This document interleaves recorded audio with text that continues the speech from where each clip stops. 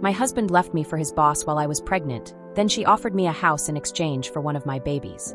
At 7 months pregnant with twins, my husband's boss sent me a photo of Eric in her bed.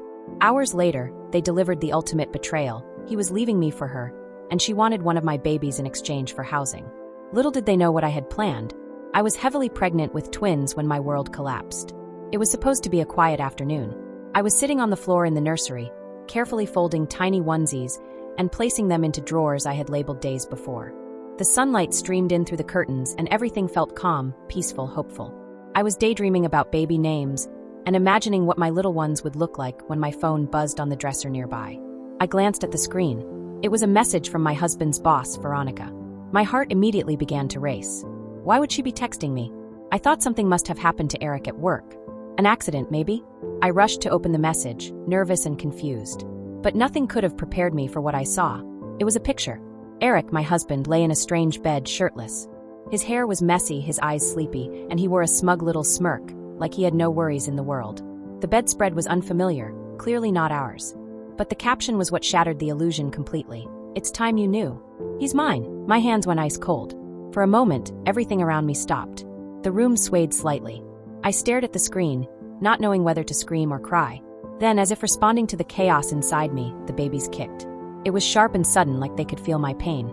I placed both hands on my belly, trying to calm them, but I was trembling. I called Eric right away, but it went straight to voicemail. I tried again, and again. Nothing.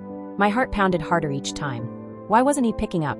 My legs felt weak, and the pressure on my bladder made me waddle slowly toward the sofa. I lowered myself onto the cushions, trying not to cry. Easy, babies, I whispered, rubbing my belly gently. Mama's here. I'll take care of you, no matter what happens. Even then, a small part of me held on to hope. Maybe Eric had made a mistake. Maybe he would come home and explain everything. Maybe he still cared about the children, even if he didn't love me anymore. But I couldn't have been more wrong. That evening, the front door opened, and he was back. But he wasn't alone. Veronica stepped in behind him, her heels clicking confidently against the hardwood floor. She looked like she had just stepped out of a fashion magazine. Tall, poised, and wearing clothes that probably cost more than everything I owned. She walked in like she owned the place, scanning the room like it was already hers. I stood up slowly, hands instinctively holding my belly, heart pounding in disbelief. Eric, what is this? I asked, barely holding myself together. Eric didn't look guilty. If anything, he looked irritated, like I was the one being unreasonable. It's simple, Lauren, he said, brushing his hair back. I'm in love with Veronica, so I'm leaving you. Let's be adults about this and not make a scene, okay? The words hit me like a punch. I stood there frozen, trying to process what he had just said. Was he really doing this now? I was due in 2 months. 2 lives were growing inside me, his children, and he was walking away without even blinking. You can't be serious, I whispered, my voice cracking. We're having babies soon. Life happens, he said with a shrug. A shrug, as if we were talking about a canceled vacation, not the destruction of a family. Before I could respond, Veronica stepped forward. She crossed her arms, her long, red nails tapping against her blazer like an impatient metronome. And since this is Eric's apartment, she said coolly, you'll need to move out by the end of the week. Just like that. The rage inside me flared like wildfire. After everything I'd been through, the swollen feet, the sleepless nights, the anxiety, the dreams I'd built, she had the nerve to give me a deadline to leave my own home. While carrying his children, I saw everything inside me, every ounce of heartbreak and betrayal, rose to the surface. I wasn't just a heartbroken wife anymore. I was a mother, and no one was going to push me out, threaten me, or try to take my dignity while I was carrying life inside me. Not without a fight. Are you both insane? I cried out, my voice trembling with disbelief. I have nowhere to go. I'm carrying his children. Veronica's eyes drifted to my swollen belly, her expression cool and calculating. She tilted her head slightly, studying me like I was a puzzle she needed to solve. Twins, right? She asked casually, almost like she was commenting on the weather. Or is it triplets? You are rather swollen. Her lips curved into what I suppose she thought was a reassuring smile, but there was nothing warm about it. I think I can offer you a solution, she said smoothly.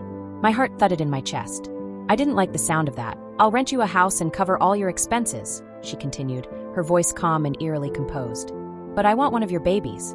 I stared at her frozen. The air seemed to leave my lungs all at once. What? I gasped, sure I must have misheard her.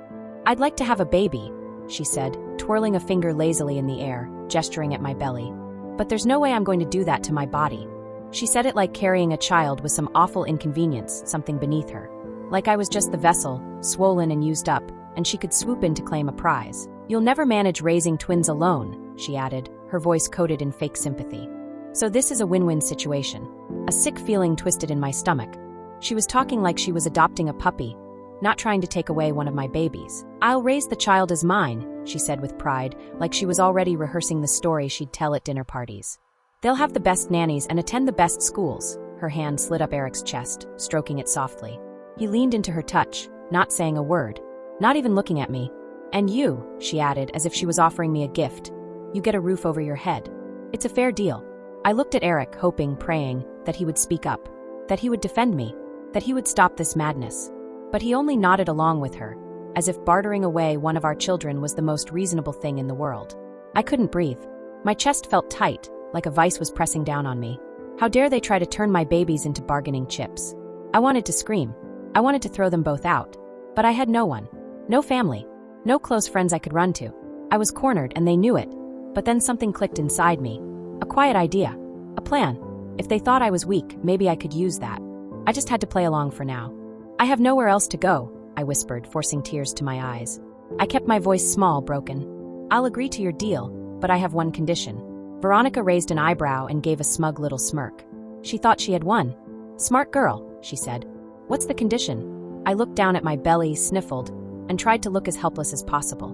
"I want to pick which baby you get," I said softly. "Just give me some time with them, to decide which one will have a better life with you." Veronica glanced at Eric, then back at me. They really believed I was beaten. I could see it in their eyes, that quiet satisfaction that predators feel when their prey stops running. "Fine," she agreed. "But don't take too long. Once they're born, we'll take the one you don't want." I nodded, wiping away a tear that wasn't real. My hands trembled, not from fear, but from the effort of holding back the rage boiling inside me. "And one more thing," I added quickly. Veronica sighed, irritated now. "What now?" "You'll buy me a house," I said, and this time my voice had steel in it. "Not rent it. I need security. If you don't agree, I'll walk. And you'll never see either of them." Eric scoffed, ready to argue, but Veronica held up a hand to stop him. "You're pushy," she said, narrowing her eyes. "But I'll agree. It saves me the trouble and delay of finding an alternative solution." "But you better hold up your end of the deal," Veronica warned. I nodded, keeping my eyes low and my expression as defeated and pitiful as they expected. To them, I looked like a broken, helpless woman who had finally given in to the pressure. But inside, I was smiling, not with joy or kindness, but with quiet, steady determination. They had no idea what was coming. The next few months became a test of patience, a carefully played game. Veronica followed through on her promise. She bought me a modest but beautiful 3-bedroom house in a quiet neighborhood. There was a small garden in the back, a front porch with just enough room for a rocking chair, and warm sunlight that filtered through the living room windows each morning.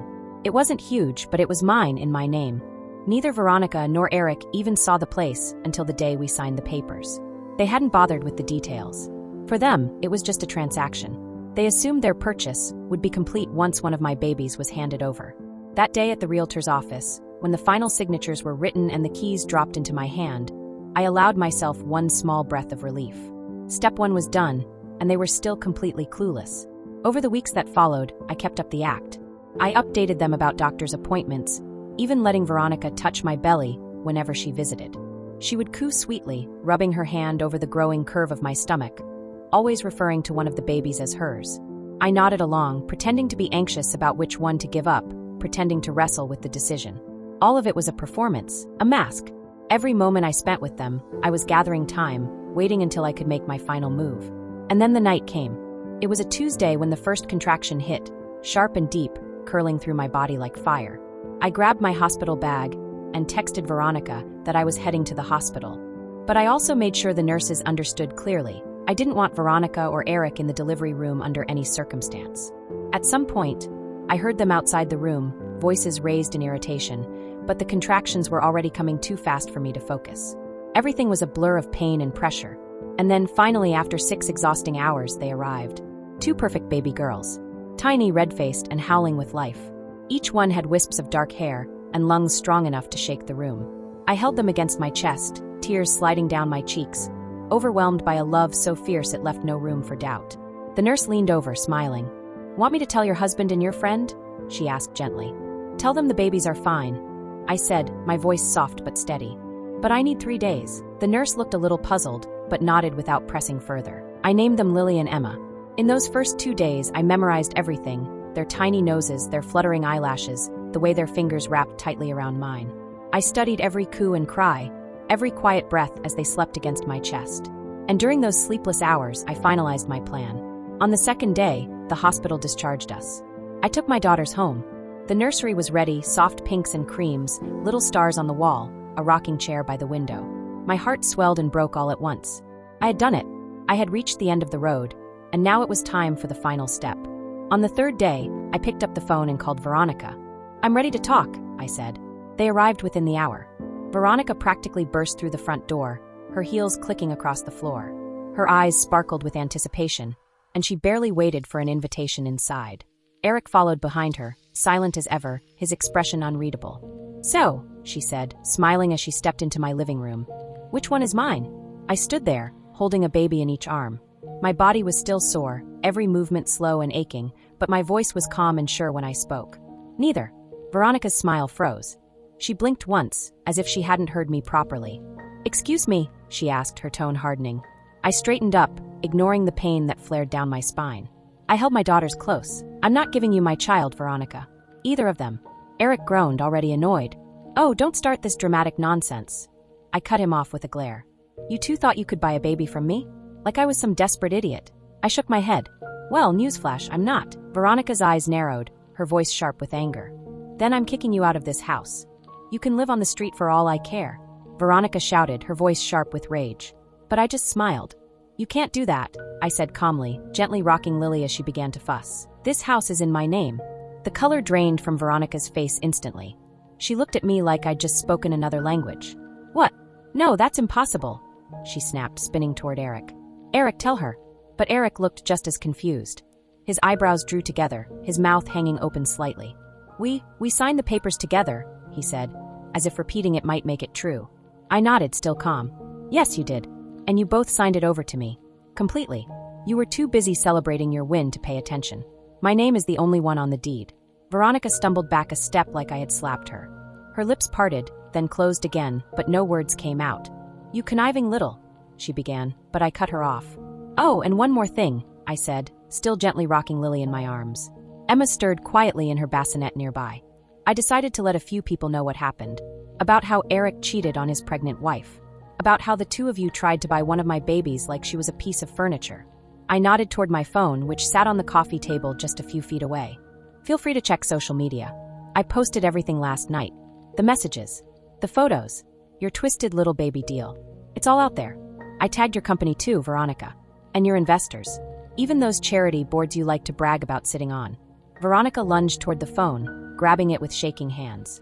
Her fingers flew over the screen, scrolling, tapping, opening images and posts. Her face went from pale to ashen gray in a matter of seconds. Her jaw trembled. As you can see, I said softly, they find your behavior very interesting. A sound escaped her then, not words, not a cry, but a scream. A raw, panicked shriek that echoed off the walls. Her body trembled with fury and desperation. Eric yanked the phone from her hands, his face white as a sheet as he read through the posts. You ruined us, he said, almost whispering. I met his gaze without blinking. No, I said simply. You ruined yourselves. And it was true. Eric lost his job. His company had spent years building a polished, family-friendly image, and they couldn't afford to be connected to a scandal involving the attempted sale of a newborn child. They fired him within a day of the post going viral. Veronica didn't just lose her job. She lost everything. The story made headlines. Her name was suddenly associated with betrayal, manipulation, and cruelty. Her carefully crafted social image shattered. Her investor partners pulled away. The charity boards she once sat on issued formal statements distancing themselves from her. She was blackballed from every circle she once ruled. And me. I held my daughters close each night in our cozy, beautiful home.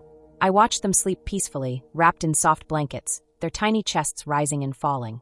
I kissed their little foreheads and whispered promises of love, safety, and a future built on truth and strength. I didn't just survive what they tried to do to me. I didn't just get revenge. I won.